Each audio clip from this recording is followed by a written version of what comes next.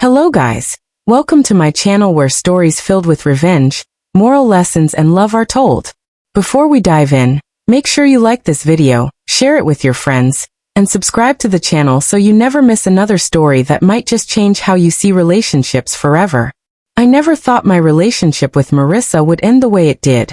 When she first moved into my house, it felt like we were building something serious. She brought along her beige curtains, her little throw pillows with scripted words like blessed and grateful, and even swapped out my old coffee table for a glass one she insisted looked more adult. I didn't fight her on it. I figured love meant compromise. But somewhere along the line, compromise started looking a whole lot like surrender. My house slowly transformed into her space, while my tastes and comforts faded into the background. The breaking point came on a Thursday evening. She breezed into the living room, scrolling on her phone with that little smirk she got when she was too wrapped up in her friend's gossip. "By the way," she said casually, "I'm going with the girls this weekend. We're headed to the coast." She didn't ask if I had plans, didn't suggest I come along, just announced it like a queen making a decree. I tried to keep my voice calm. "Marissa, don't you think we should talk about this first? I thought we'd spend some time together this weekend. Maybe plan something." That's when she looked up from her phone, tilted her head, and let out a little laugh that cut deeper than she knew. "Stop acting like we're married, Nathan. You don't get a say in where I go or who I'm with." The words hung in the air like a slap I hadn't braced for. I remember sitting there, stunned, staring at the woman who lived under my roof, used my car whenever hers was in the shop, and who had never once chipped in for groceries without me nudging her. And yet, according to her, I wasn't supposed to have an opinion. She wanted the benefits of being with me but none of the accountability that comes with partnership. I didn't argue back that night. I just nodded, let her head upstairs to pack her overnight bag, and stayed rooted in the recliner she had been pressuring me to replace with something more stylish. I stared at the wall, my thoughts swirling like storm clouds. Something in me snapped, but it wasn't rage. It was clarity. She wanted freedom? Fine. I would give her more freedom than she bargained for. The next morning she was gone before I even woke up. I found a sticky note on the counter with a little heart scribbled next to the words, "Don't wait up. See you Monday." It was the casual dismissal that pushed me into motion. I walked outside, took a deep breath and spotted my neighbor Mrs. Gable watering her hydrangeas. She was an older woman, the kind who noticed everything that went on in the neighborhood, but she had a soft spot for me. "Morning, Nathan," she said with a knowing smile.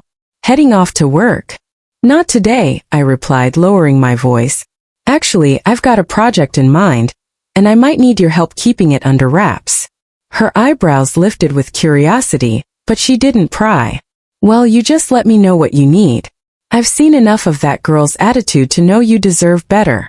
Her words felt like fuel poured onto the spark already burning inside me. Over the next couple of hours I made lists. Storage unit rental, packing supplies, movers, pet adoption center hours. My plan wasn't about yelling, fighting, or begging her to treat me with respect. It was about reclaiming what I had let slip away: the house, my peace, and my sense of self. If Marissa wanted to live like she was single, I would help her do just that. Still, there were moments that tested me. I kept hearing her words echoing in my head. The way she had laughed at me as though my feelings were nothing more than clingy nonsense. The thought of her giggling with those friends of hers, women I nicknamed the Harpies because of their constant cackling and judgment, made my jaw clench. They had a way of feeding her worst instincts, convincing her she could do better than me, that she was too young to settle down. Funny thing was, settling down was all she seemed to do, freeloading off my stability while contributing almost nothing.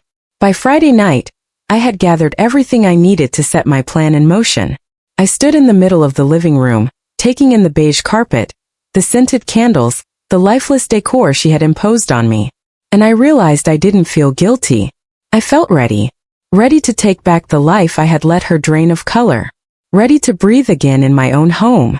That night, lying in bed alone, I stared at the ceiling and let the silence wash over me. It wasn't loneliness I felt, it was anticipation. For once, I wasn't dreading her return or bracing for another one of her dismissive remarks. I was preparing for freedom, the kind she had unknowingly given me permission to embrace. When the sun rose on Saturday morning, I rolled out of bed with purpose. My phone buzzed with a message from her. "We just got here. It's gorgeous.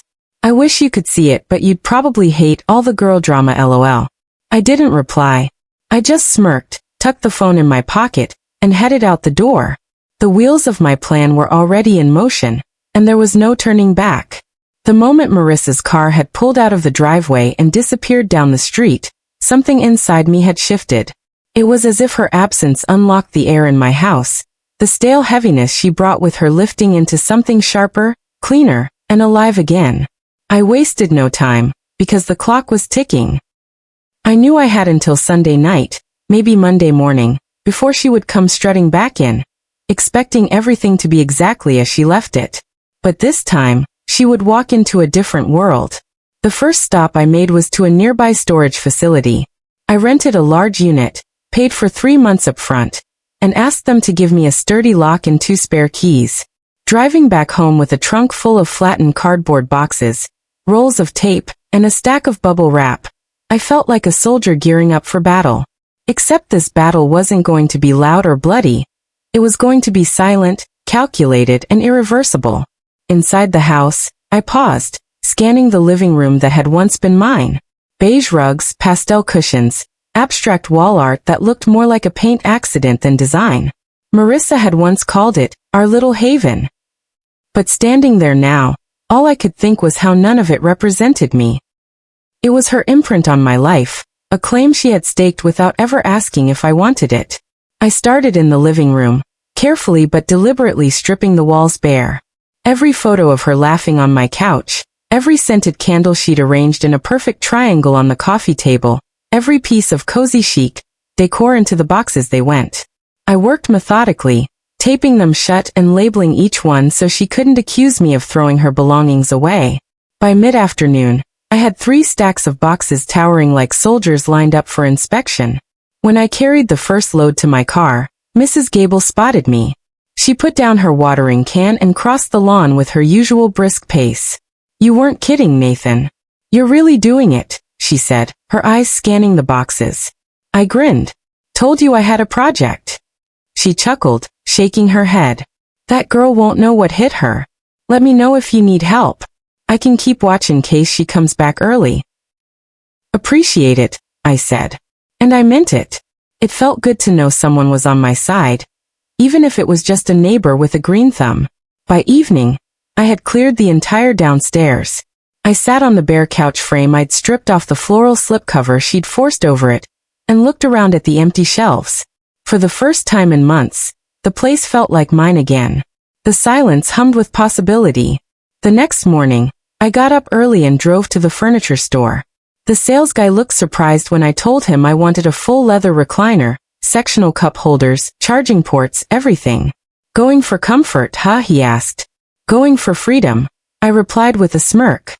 I added an AstroTurf-style rug, the kind that looked like fresh-cut grass, and a vintage pinball machine I spotted in the clearance corner. I knew exactly where to put it. My house wasn't going to look like a magazine spread anymore. It was going to look like my space, a reflection of what made me feel alive. While waiting for the furniture delivery, I drove to the animal shelter. Rows of hopeful eyes looked back at me through the cages, tails wagging, bodies pressing against bars. But one caught me immediately. A massive St. Bernard puppy with paws way too big for his body, drooling like he owned the place. The volunteer told me his name was Duke, and that he'd been abandoned by his previous owner who couldn't handle his size. The moment I reached into the cage, he leaned against my hand with a trust that nearly broke me. "I'll take him," I said, no hesitation. Bringing Duke home was like breathing fresh air into the house. He bounded across the bare floor, sniffing everything, his deep bark echoing off the empty walls. Watching him flop onto the rug and sprawl out like he'd always belonged there filled me with a kind of joy Marissa had never given me. He wasn't complicated. He didn't mock me or dismiss me. He just wanted food, attention, and a safe place to rest. And in return, he offered loyalty that was as clear as the sun streaming through the window. By Sunday afternoon, the transformation was complete. The movers had taken the last boxes to the storage unit, the new furniture was set up, and Duke had already claimed his corner of the sectional as his throne. I stood in the middle of the living room, hands on my hips, and let out a deep laugh. It was loud, free, and a little wild. For the first time in months I felt at home. But the best part was yet to come. I had changed the locks that morning, swapping out the old keys for new ones. I left one of the new keys with Mrs. Gable, just in case.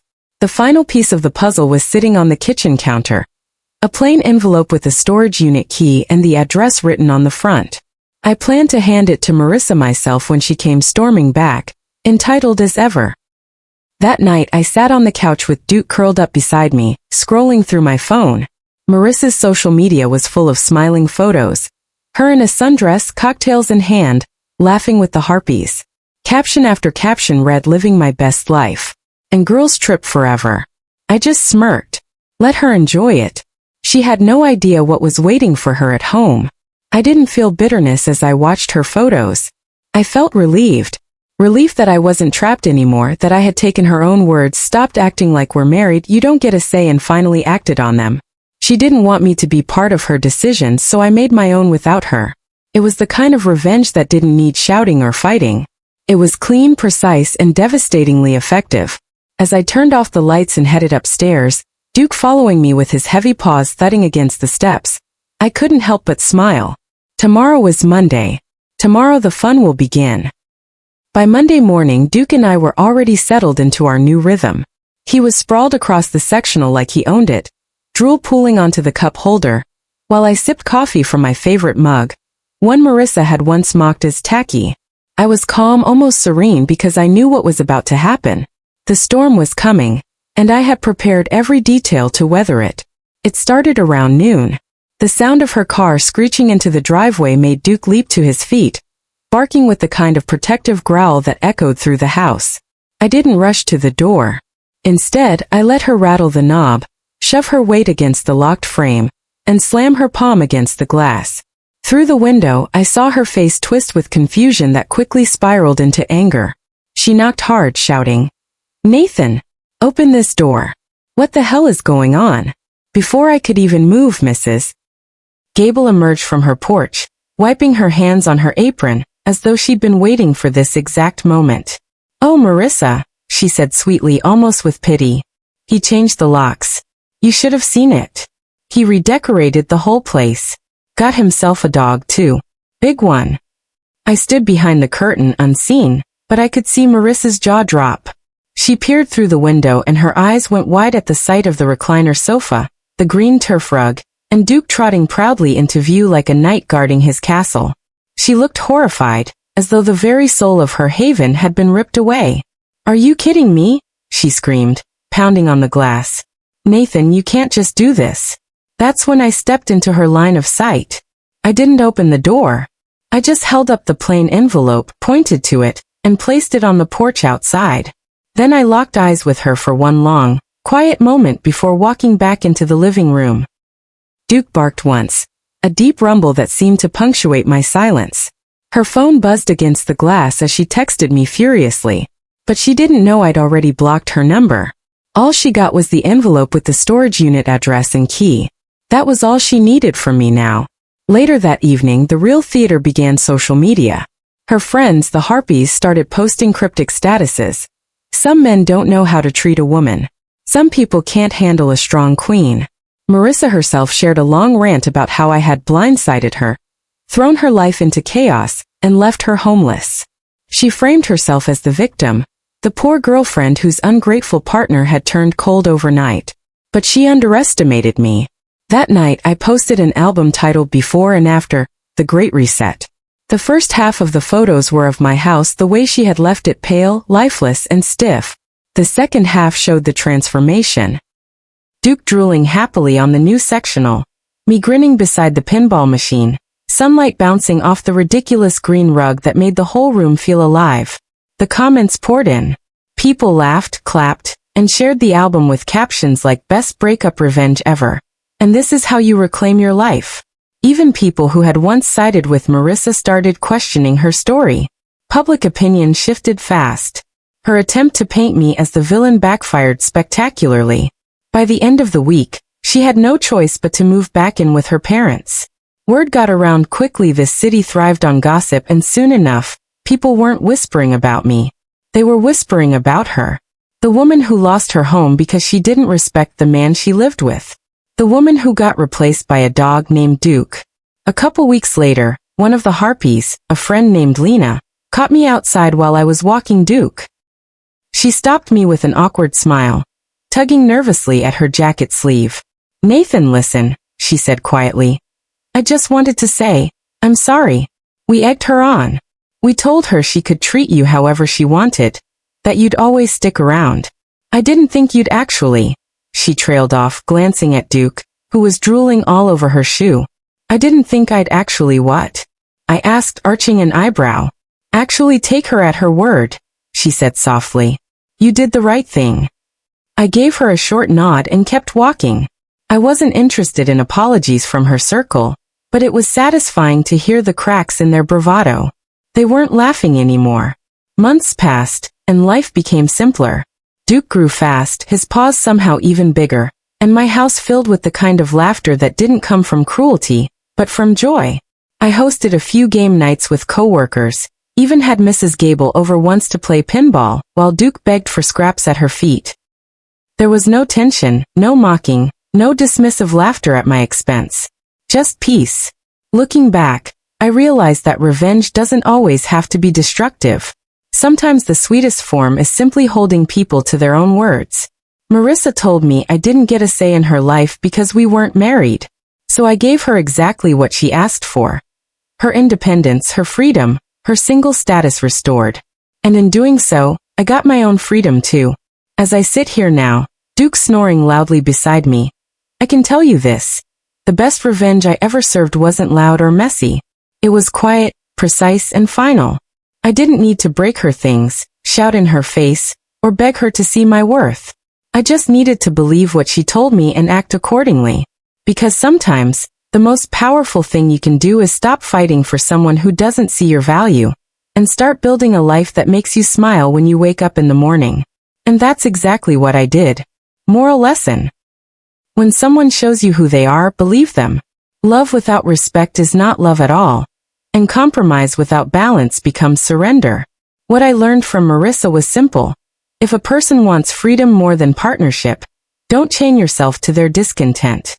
Give them what they claim to want, and step into your own happiness. Revenge doesn't always have to be cruel. Sometimes it's simply moving on, stronger and wiser, while they face the consequences of their own choices. Duke reminded me of something important too, that loyalty and joy can come from the simplest bonds, and that peace often follows the courage to let go. So if you're listening to this and feel trapped in someone else's script, remember you can always write your own ending. Don't fight for a seat at a table where you're not valued. Build your own table, and you'll find people who genuinely want to sit with you. Hello guys, if this story touched you, make sure you like the video, share it with your friends, and subscribe to the channel.